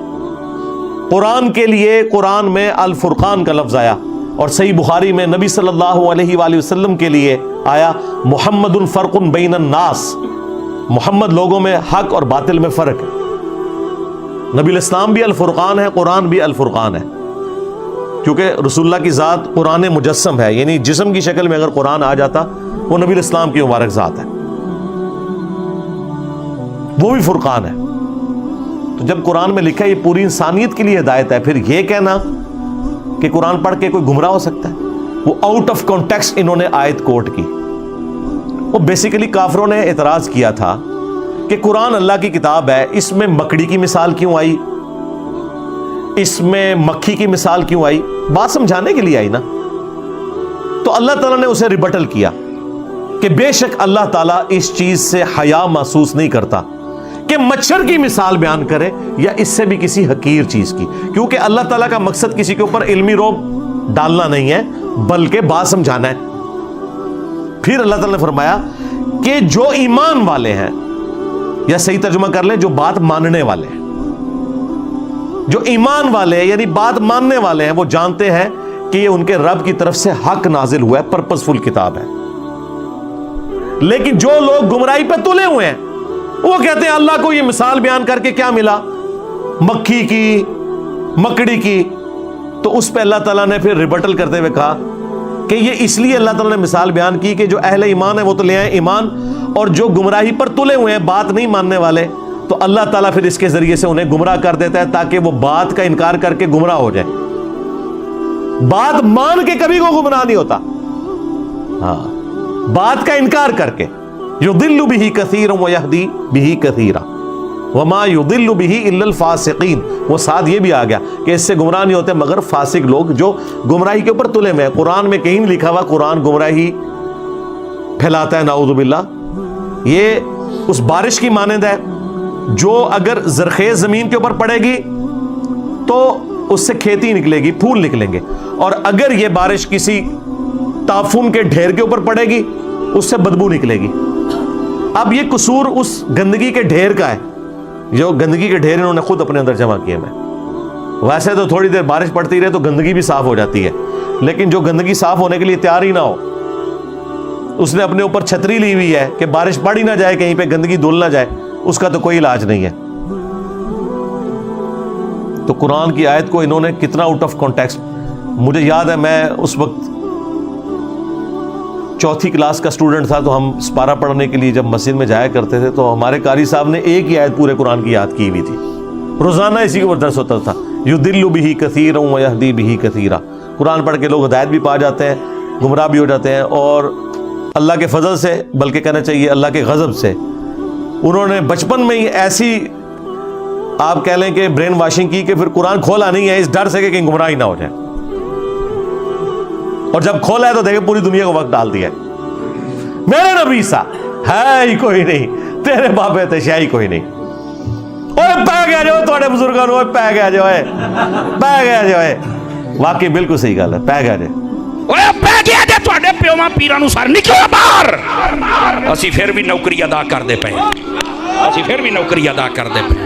اوے مرزے دے خلاف تواڈے پیو نے کرنیاں نے, نکلو باہر. سٹیج پر بیٹھنے والے ہاتھ کھڑا کر کے بتائیں, مجھے بتائیں یہ کام تماشا کرتے ہو, پھر کہتے ہیں مسلک کا کام نہیں ہوتا. مسلک والوں کو تم خود رگڑتے ہو, اور جڑا تواڈے پیواں نوں پے گیا ہوں تسی چوپ بیٹھے ہو, اور نکلو باہر. تواڈے بزرگ پے رہے نے دین نوں, تے اللہ تعالیٰ نے پھر انہاں دے اوتے کسی نو مسلط تے کرنا سی نا. تو یہ دیکھیں کتنی بڑی غداری کہ جی گمراہ کر دیتا ہے قرآن. یہ آؤٹ آف کانٹیکسٹ انہوں نے کوٹ کیا. اچھا پھر اس کو بھی مان لیں گے, پھر کہیں گے دیکھیں جی گدھے کے اوپر آپ کتابیں لاد دینا تو اس سے کوئی عالم تو نہیں بن جاتا. قرآن میں لکھا ہوا ہے کہ جی علماء یہود کی مثال گدھوں کی سی ہے, جس طرح گدھوں پر کتابیں لدی ہوتی ہیں. اوے گدھو یہ تمہاری مثال ہے. ہاں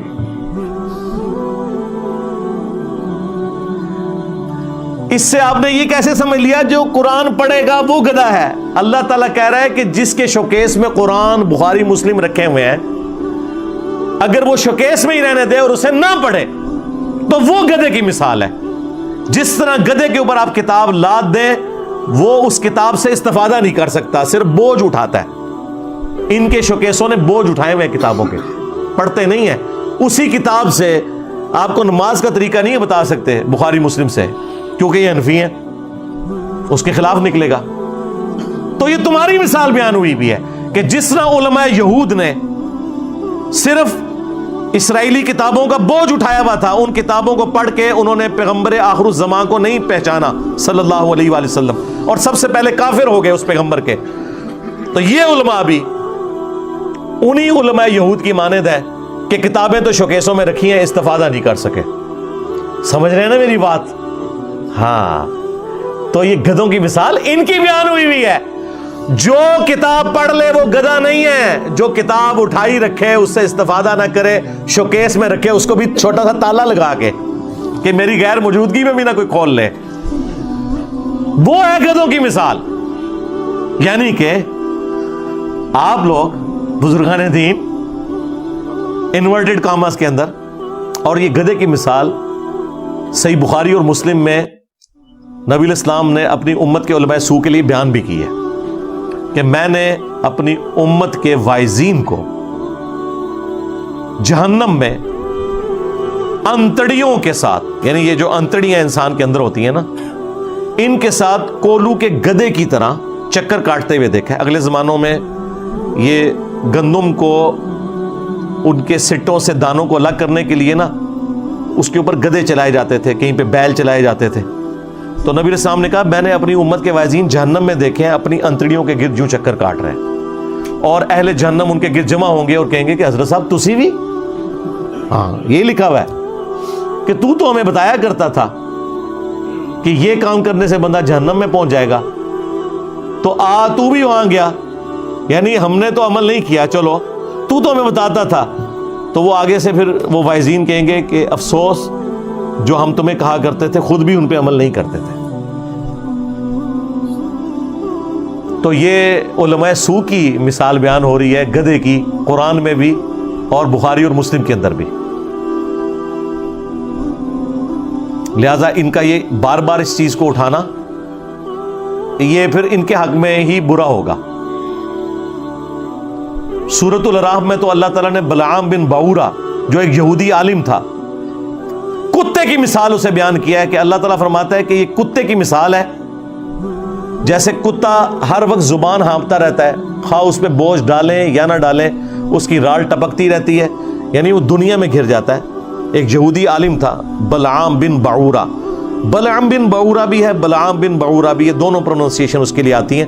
المستدرک للحاکم میں ابن مسعود کا قول موجود ہے ایک یہودی عالم کے بارے میں، وہ بھی عورت کے چکر میں پھنس گیا تھا، چاچیوں کے چکر میں، جیسا علماء بھی چاچیوں کے چکر میں پڑ جاتے ہیں. تو وہ اللہ تعالیٰ ہمارا یہ کتے کی مثال ہے. لہٰذا ہمارے استاد ڈاکٹر اسرار صاحب بھی جب علماء سوء کے لیے کتے کی مثال بیان کرتے تھے لوگ چڑھتے تھے یہ علماء کو کتا کہہ رہے ہیں. جناب قرآن میں لکھا ہوا ہے علماء سوء کے لیے کتا، ہمارا یہ وہ بھی عورت کے چکر میں پھنس گیا تھا، چاچیوں کے چکر میں، جیسا علماء بھی چاچیوں کے چکر میں پڑ جاتے ہیں. تو وہ اللہ تعالیٰ ہمارا یہ کتے کی مثال ہے. لہٰذا ہمارے استاد ڈاکٹر اسرار صاحب بھی جب علماء سوء کے لیے کتے کی مثال بیان کرتے تھے لوگ چڑھتے تھے یہ علماء کو کتا کہہ رہے ہیں. جناب قرآن میں لکھا ہوا ہے علماء سوء کے لیے کتے کی مثال، یہ کوئی نٹوریس مثال نہیں ہے، یہ ذہن میں رکھیے گا. اور ابو داؤد میں حدیث ہے کہ میری امت میں ایسے گروہ پیدا ہوں گے جن میں بدعتیں اس طرح راسخ ہو جائیں گی جیسا کہ باولا کتا کسی کو کاٹ جائے اور اس کے ایک ایک ریشے میں اس کا حلق پہنچ جائے. میری امت میں ایسے گروہ پیدا ہوں گے ان کے اندر گمراہی ایسے پھیل جائے گی کہ ان کے ایک ایک ریشے تک وہ بدعت پہنچ جائے گی. اب مجھے بتائیں یہ کون سا باولا کتا ہوگا؟ کیا کسی کرکٹر کے کاٹنے سے، کسی اسکواش کے پلیئر کے کاٹنے سے، کسی ہاکی کے پلیئر کے کاٹنے سے دین میں بدعت جاری ہوتی ہے، یا کسی بزرگان دین یا علماء کرائم، علماء کرام، کرائم انگلش والا میں بول دیتا ہوں، کہ کاٹنے سے ہوگا؟ یقیناً علماء کرائم ہوں گی، علماء سوء یقیناً علماء کرائم ہی ہوں گے. یعنی کہ علماء سوء ایک ہے علماء پرائم، علماء حق، اور ایک ہے علماء کرائم یعنی علماء سوء. تو انہی کا ذکر ہے. تو ابو داؤد شریف میں کتے کی مثال نبی الاسلام نے بھی علماء سوء کے لیے بیان کر دی. اب اس میں تو میں یعنی اور کتنا بول سکتا ہوں. آخر میں کنکلوڈ کرتا ہوں اپنی گفتگو کو اس آیت کے اوپر جو ہمارے محلے میں جب ایک دیوبندی مفتی صاحب نے ہمارے خلاف ایک جلسہ کروایا تو پورا 2 گھنٹے کا پروگرام ایک آیت کے آدھے ٹکڑے کے اوپر کیا, اور وہ یہ تقلید کے طور پہ پیش کرتے ہیں. میں چاہ رہا ہوں وہ ساتھ ہی کور کر دوں. قرآن کی آیت ہے یا ایھا الذین آمنوا اطیعوا اللہ واطیعوا الرسول واولی الامر منکم. بس اتنی اس نے آیت پڑھی, 2 گھنٹے آڈینس کے برباد کر کے چلا گیا. ہمارے ایک اسٹوڈنٹ بیٹھے ہوئے تھے جن کی داڑھی بھی نہیں تھی, انہوں نے بعد میں کہا حضرت یہ آیت پوری تو کرنی تھی آپ نے, تو آپ کو جواب مل جاتا. آیت کا ترجمہ ہے کہ اے ایمان والو اطاعت کرو اللہ کی اور اطاعت کرو اس کے رسول کی, اور اولو الامر کی بھی اطاعت کرو, یعنی جو تمہارا حکمران ہے, خلیفہ وقت ہے. وہ اولو الامر سے مراد علماء کرام کو لیتے ہیں اور اپنے ائمہ مجتہدین کو لیتے ہیں. کرالری بنا کے چلیں ہم مان لیا جی ان کو بھی آپ لے لیں, کوئی مسئلہ نہیں. تو کہتے ہیں دیکھیں یہاں سے تقلید واجب ہو جاتی ہے, اللہ کی اطاعت ہے رسول کی اور مجتہد کی. ہم کہتے ہیں کہ اگر یہ اطاعت واجب ہے تو اس کے ساتھ اطاعت کا لفظ کیوں نہیں آیا؟ اطیعوا اللہ اطیعوا الرسول اور ساتھ ہے وَأُولِي الْأَمْرِ مِنْكُمْ. اطاعت کا لفظ ہی اس سے ہٹا لیا تاکہ کوئی شخص تیسرے بندے کی اطاعت کو ایبسولوٹ نہ مان لے. اطاعت اللہ اور اس کے رسول کی ہے اور حکمران کی بھی بات ماننی ہے, لیکن وہ ایبسولوٹ نہیں. ساتھ ہی آیا اسی آیت میں فَإِن تَنَازَعْتُمْ فِي شَيْءٍ فَرُدُّوهُ إِلَى اللَّهِ وَالرَّسُولِ. اگر تمہارا اولو الامر سے بھی جھگڑا ہو جائے نا تو معاملے کو پلٹانا ہے تم نے اللہ اور اس کے رسول کی طرف, آج کی ڈیٹ میں قرآن و سنت کی طرف. ظاہر ہمارے سامنے تو نبی اسلام موجود نہیں, ان کی تعلیمات ہیں. إِن كُنتُمْ تُؤْمِنُونَ بِاللَّهِ, اگر تم واقعی اللہ پر ایمان رکھتے ہو نا, وَالْيَوْمِ الْآخِرِ اور آخرت کے دن کے اوپر, ذَلِكَ خَيْرٌ وَأَحْسَنُ تَأْوِيلًا, اسی میں تمہاری خیریت ہے اور اسی کا انجام بہتر ہونے والا ہے کہ تم نے جب کبھی بھی جھگڑا ہو فیصلہ اللہ اور اس کے رسول سے کروانا ہے. جھگڑا کس سے ہوگا؟ کیا اللہ سے ہوگا؟ رسول سے ہوگا؟ نہیں, اولو الامر کے ساتھ جھگڑا ہوگا, یعنی علماء کرام کے ساتھ, یعنی بزرگان دین کے ساتھ. اور اگر کسی کو برا لگے تو دوسرے فرقے کے بزرگان دین کے ساتھ, ہاں اے ہوں ٹھیک ہے آجے, دوسرے فرقوں کے علماء کرام کے ساتھ, ہاں اے ان کا ٹھیک ہی تیجے. تو یہ آیت بالکل واضح ثبوت ہے. جو یہ تقلید کے حق میں پیش کرتے تھے ایک فَاسْأَلُوا أَهْلَ الذِّكْرِ إِن كُنتُمْ لَا تَعْلَمُونَ, وہ تو میں نے پہلے بریف کر دیا, طبیعت ان کی صاف کر دی ہے. تخصص فی التفسیر, اسی تو ہم دس رہے ہیں تفسیر کے ہوندی ہے, ترجمہ بھی نہیں تسی پورا پڑھ دے. تو وہ جو مفتی ادھر آیا نا ہمارے محلے کی مسجد میں, پورا درس اس کے اوپر دے کے گیا وَأُولِي الْأَمْرِ مِنْكُمْ. بعد میں ہمارے بھائی نے کہا آگے پڑھو, کہتے ہیں جی آگے میرا موضوع ہی نہیں تھا. وہ آیت ایک ہے, موضوع نہیں تھا, بات پوری نہیں. یعنی نماز کے قریب مت جاؤ, یہ میرا موضوع ہے. جب تم نشے کی حالت میں ہو یہ میرا موضوع ہی نہیں ہے. لو سامو پھر ان کا علاج لو سامو ہی ہے, ٹھیک ہے, کیونکہ وہ پوری کے پوری ڈاکٹر نہیں الٹ جانی تھی نا. اس سے تو تقلید کی نفی ہو رہی تھی, اندھی تقلید کی, کہ اطاعت ہے اللہ کی, اس کے رسول کی اور حکمران وقت کی ہے, لیکن فَإِن تَنَازَعْتُمْ فِي شَيْءٍ فَرُدُّوهُ إِلَى اللَّهِ وَالرَّسُولِ. جھگڑا ہو جائے اللہ رسول کی طرف لوٹانا ہے. اور دیکھیں اس میں اللہ رسول کے ساتھ خلفائے راشدین, صحابہ کرام, اہل بیت کا بھی ذکر نہیں آیا. کیوں؟ ان کا بھی آپس میں اختلاف ہوگا, انہوں نے بھی فیصلہ اللہ رسول سے کروانا ہے عز و جل و صلی اللہ علیہ وآلہ وسلم. لیں پھر مثال لیں, بخاری مسلم دونوں میں حدیث ہے. حضرت حسان ابن ثابت مسجد نبوی میں بیٹھ کے نعتیہ اشعار پڑھ رہے ہیں. حضرت عمر فاروق خلیفہ وقت ہیں, علیکم بسنتی و سنت الخلفاء الراشدین المہدیین, ان میں سے ایک ہے. انہوں نے صرف تیکھی نظروں سے دیکھا حضرت حسان کو کہ مسجد میں شعر پڑھ رہے, بولا کچھ نہیں. حسان جو کہ شاعر تھے, شاعر دلیر بھی نہیں ہوتے, بڑے نرم دل ہوتے ہیں, رقیق القلب, اور حضرت عمر جیسی پرسنالٹی سامنے ہو تو ویسے انسان جو ہے وہ کانفیڈنس لوز کر جاتا ہے نا. اس سے پہلے کہ حضرت عمر کچھ بولتے, صرف انہوں نے دیکھا تو حضرت حسان نے کہا عمر اس طرح نہ دیکھ میری طرف, تجھ سے بہتر شخص مسجد میں ہوتا تھا, میں انہیں بھی نعتیہ اشعار سناتا تھا, محمد رسول اللہ صلی اللہ علیہ وآلہ وسلم. حضرت عمر تو ایکسپیکٹ ہی نہیں کر رہے تھے کہ یہ کیا ہو گیا. انہوں نے کہا گواہ پیش کر. اچھا اپنی شرمندگی بھی نہیں انہوں نے مطلب چھپانے کی کوشش کی کہ بھئی میں تو ویسے تکن آیا تھا کہ کتنے بندے بیٹھے ہو. یہ کہہ سکتا تھا کوئی بندہ, مکاری کر دیتے ہیں نا یہ لوگ علماء جو ہیں. لیکن خلفائے راشدین بالکل کلین سلیٹ. یعنی انہوں نے کہا جو تو سمجھ رہا ہے نا یہی ہے, میں تجھے غلط نظروں سے ہی دیکھ رہا تھا, تو بتا کہ تیرا گواہ کون ہے. انہوں نے کہا یہ ابو ہریرہ میرے سامنے بیٹھے ہوئے. انہوں نے کہا امیر المومنین میں گواہی دیتا ہوں کہ حضرت حسان نہ صرف نعتیہ شعر پڑھتے تھے بلکہ اللہ کے محبوب علیہ السلام ان کے لیے دعا کرتے تھے کہ اے اللہ ان کی روح قدس کے ذریعے مدد فرما جس طرح تو نے عیسیٰ ابن مریم کی مدد کی تھی. وَأَيَّدْنَاهُ بِرُوحِ الْقُدُسِ. مسلم میں تو یہاں تک الفاظ ہیں, نبی علیہ السلام کہتے تھے حسان تیرے اشعار جو ہیں ہمارے تیروں سے زیادہ سخت ہیں کافروں کے اوپر, کیونکہ عرب کے لوگوں کو اپنی وہ جو ایک فصیح اللسان ہونے کے اوپر بڑا ایک تھا نا زوم, تو حضرت حسان شعروں کے ذریعے جواب دیتے تھے. نبی علیہ السلام کہتے ہیں تیر وہ کام نہیں کرتے جو تیرے شعر کرتے ہیں. بالکل آپ دیکھ لیں, ان کو تیر مار کے دیکھ لیں یا انہیں کہیں کہ میرے نبی سا ہے ہی کوئی نہیں, تیرے بابے تھے شاہ ہی کوئی نہیں. وہ پتہ لگے حسان ابن ثابت جب شعر پڑھتے ہوں گے تو کیا اثر ہوگا یہ سلوگنز کا. ہاں انا النبی لا کذب انا ابن عبد المطلب, میں نبی ہوں اس میں کوئی شک نہیں, میں عبد المطلب کا بیٹا ہوں اس میں کوئی شک نہیں. نبی علیہ السلام جب یہ رجز پڑھتے ہوں گے ظاہر ہے اس کا تو ایک روب ہے. تو حضرت عمر فاروق وہاں سے چلے گئے. اس ایک واقعے سے اتنے مدنی پھول نکلتے ہیں. نمبر 1, بڑے سے بڑا شخص ہو, خواہ وہ خلیفہ راشد ہی کیوں نہ ہو, ایسا ہو سکتا ہے کہ اس تک کوئی حدیث نہ پہنچی ہو تو سرکار پھر تواڈے امام تے شاہی کوئی نہیں. اگر حضرت عمر کا یہ حال ہے, عمر کے جیسا ہے ہی کوئی نہیں, تیرے امام تے شاہی کوئی نہیں. نمبر 2, سیدنا عمر کی سنت ہے کہ جب حدیث سنو تو فوراً سر تسلیم خم کرو, پھر اپنی بزرگی کو اپنے خلیفہ راشد ہونے کو نہ دیکھو. ہاں.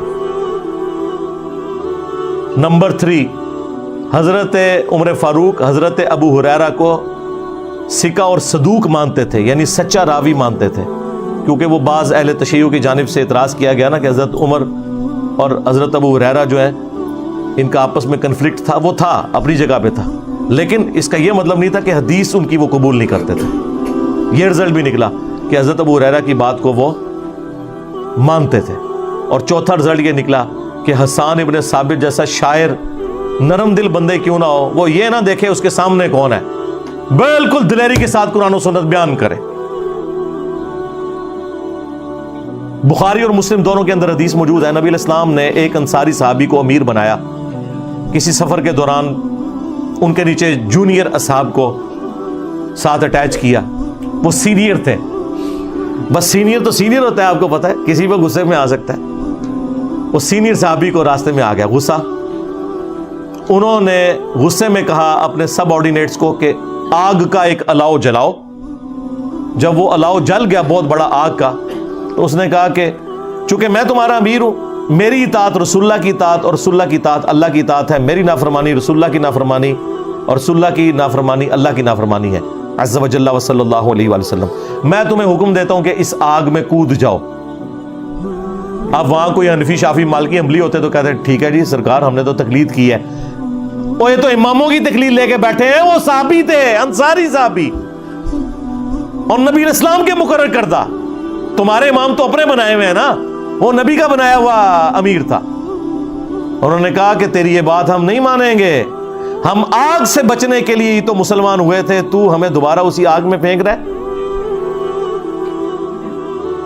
واپسی پہ جب نبی علیہ السلام کو شکایت کی گئی, آپ نے فرمایا اگر تم اپنے امیر کی بات مان لیتے تو سیدھے جہنم کی آگ میں جا کے نکلتے. اللہ اکبر. اور پھر نبی علیہ السلام نے فرمایا کہ مخلوق کی اطاعت صرف معروف میں ہے, منکر میں نہیں. اللہ کی نافرمانی میں مخلوق کی اطاعت نہیں ہے. اسی پہ میں نے عرض کیا تھا نا کہ جو ماں باپ اپنے بچوں کو اللہ کے راستے پہ چلنے سے روکتے ہیں تو ان کو بتایا کریں کہ اتھارٹی اللہ اور اس کے رسول کی ذات ہے. اگر آپ ان کے مقابلے پہ آئیں گے تو ماں باپ سے بھی کہہ دیں کہ اماں ابا تو جیتے شاہی کوئی نہیں, ہاں کیونکہ نبی کے جیسا ہے ہی کوئی نہیں, تجھے بھی شاہی کوئی نہیں اگر مقابلے پہ آؤ گے. باقی احترام والا معاملہ اپنی جگہ. پھر صحیح مسلم میں وہ بڑی رکت انگیز حدیث ہے, ان کے ماموں سے ہی متعلق ہے. کہتے ہیں یہ ہمارا ماموں کہتے ہیں, جی ہمارے بھی ہیں, لیکن ہم آپ کا ماموں اس لیے کہتے ہیں کہ نبی علیہ السلام کی نسبت کی وجہ سے 30 سے زیادہ ماموں بنتے ہیں امت کے. جی ہاں, آپ کی بیویوں کے سارے بھائی ماموں ہیں نا. محمد بن ابی بکر ماموں نہیں ہے جن کو دوسرے ماموں نے قتل کروایا. عبد الرحمن بن ابی بکر ماموں نہیں ہے جن کو دوسرے ماموں نے قتل کروایا. عبداللہ ابن عمر ماموں نہیں ہے جن کو ماموں پارٹی بنو امیہ نے قتل کروایا. ماموں ایک ہی ہے, اس لیے پھر ان کو کہتے ہیں نا ماموں پارٹی. ہاں, اگر یہ ماموں ماننا ہوتا تو باقیوں کے ساتھ بھی یہ لکھتے ہیں ماموں. اور یہ اس بات کا ثبوت ہے, انہیں پتا ہے کہ فضیلت کوئی نہیں ہے, بس اس طریقے سے نسبت جوڑو. اور اس نسبت کو جوڑو کہ وہ عورت تو اس وقت مسلمان ہوئی, نبی علیہ السلام کے عقد میں آئی, بلکہ اس سے پہلے ہجرت حبشہ میں بھی تھی ام حبیبہ, کہ جس ام حبیبہ کو تکلیفیں اٹھانی پڑی اسلام قبول کرنے کی وجہ سے, بعد میں اس کی رشتہ داری کو آپ اویل کر رہے ہیں. کتنا ظلم ہے کہ ان کے کافر رشتہ دار جو ان کو تکلیفیں دیتے رہے, بعد میں مسلمان ہو کے کہہ رہے ہیں کہ ہم نبی علیہ السلام کے رشتہ دار ہیں. جی اپنی عقل کا علاج کرو. باقی ہم تو صحابیت کا احترام کریں گے, وہ اپنی جگہ ہے, لیکن یہ اس طریقے سے جعلی جو رشتے بنائے ہوئے ہیں نا, میں اس کی بات کر رہا ہوں. تو صحیح مسلم میں حدیث ہے, عمر بن عاص کے بیٹے ہیں عبداللہ بن عمر بن عاص, وہ بھی صحابی ہیں. عمر بن عاص بھی صحابی ہیں رضی اللہ تعالیٰ عنہ.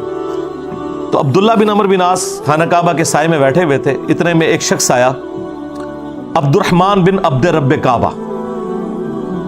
وہ شخص بیٹھ گیا تو عبداللہ بن عمر بن عاص وہاں پہ اطاعت امیر کے اوپر کوئی حدیث بیان کر رہے تھے کعبے کے سائے میں بیٹھ کے. تو وہ ساری گفتگو سننے کے بعد وہ تابعی کہنے لگا کہ حضرت یہ بات آپ نے خود رسول اللہ سے سنی ہے کہ اطاعت امیر کرنی ہے, خواہ جو مرضی ہو, خواہ ناک کٹا ایک حبشی بھی تم پہ مقرر کر دیا جائے. تو انہوں نے کہا کہ ہاں ایسا ہی ہے. تو ان کا کہ اگر یہی بات ہے تو اس وقت جو ہمارے امیر ہیں, آپ کے چچا کا لڑکا جو ہمارا امیر ہے اس وقت, معاویہ ابن ابی سفیان, وہ تو ہمیں حکم دیتے ہیں کہ ہم لوگوں کو ناحق قتل کریں اور لوگوں کا مال حرام طریقے سے لوٹیں. اور قرآن میں اللہ تعالیٰ فرماتا ہے سورہ النساء کی آیت نمبر 29 کے اندر, اے ایمان والو ایک دوسرے کا مال ناحق طریقے سے ہڑپ مت کرو اور بعد میں جا کے ایک دوسرے کو ناحق قتل نہ کرو. اب آپ ہمیں بتائیں کہ ہم اللہ کی بات مانیں یا آپ کے چچا کے لڑکے معاویہ کی بات مانیں جو کہ امیر ہے, اور آپ ہمیں کہہ رہے ہیں اطاعت امیر کرنی ہے. اب اتنا بڑا چھکا ایک تابعی مار رہا ہے. تو وہ صحابی تھے, خاموش ہو گئے تھوڑی دیر, پھر سر اٹھا کے کہا کہ معاویہ کی اطاعت کرو ان کاموں میں جس میں وہ اللہ کے حکم کے مطابق چلائے, اور جہاں وہ اللہ کی نافرمانی کرے تم اس کی نافرمانی کرو. اور آندہ کے بعد انجینئر کی ساری ویڈیوز اپنے لیپ ٹاپ سے ڈیلیٹ کر دو. یہ آج کے ڈیٹ میں اس میں ایڈ کرنا ہے, کیونکہ اس طرح کی حدیثیں تو میں ہی بیان کرتا ہوں نا, اور یہ حدیثیں میں نے امام مسلم سے میں نے خود گن پوائنٹ پہ داخل کروائی تھی. جس طرح بخاری کی 2812 امام بخاری سے گن پوائنٹ پہ میں نے داخل کرائی تھی نا, تقتلہ الفئۃ الباغیہ, ٹھیک ہے نا, اہل حدیث. یہ میں جوک کے طور پہ بات کر رہا ہوں. تو یہ مسلمان کا ایٹیچیوڈ ہونا چاہیے کہ اگر حاکم وقت بھی ہے, صحابی بھی ہے, ایک تابعی بھی کہہ سکتا ہے کہ قرآن کے خلاف تو چلا رہا ہے, تو قتل ناحق کا حکم دیتا ہے, تو حرام خوری کا حکم دیتا ہے, تیری بات نہیں مانی جائے گی. تیرا مرتبہ اپنی جگہ ٹھیک ہے, مرتبے کا تعلق اللہ اور بندے کا ہے, مخلوق کے ساتھ کسی مرتبے کا کوئی لینا دینا نہیں بھائی. مخلوق نے تو اطاعت کرنی ہے اللہ کی اور اس کے رسول کی عز و جل و صلی اللہ علیہ وآلہ وسلم. میرا خیال ہے میں نے تو یہ آلموسٹ 2 گھنٹے اس کوشچن کے اوپر لگا دیے. ابھی بھی اس میں کئی باتیں میں اور بھی بیان کر سکتا تھا. میرا خیال ہے یہ کافی ہے خوراک اس حوالے سے. انشاءاللہ تمام مفتی اکرام کو اس حوالے سے صبر آ جائے گا انشاءاللہ تعالی. صلو علی محمد وآل محمد, اللہم صلی علی محمد وعلی آل محمد واصحاب محمد وازواج محمد وامت محمد اجمعین الی یوم الدین, آمین.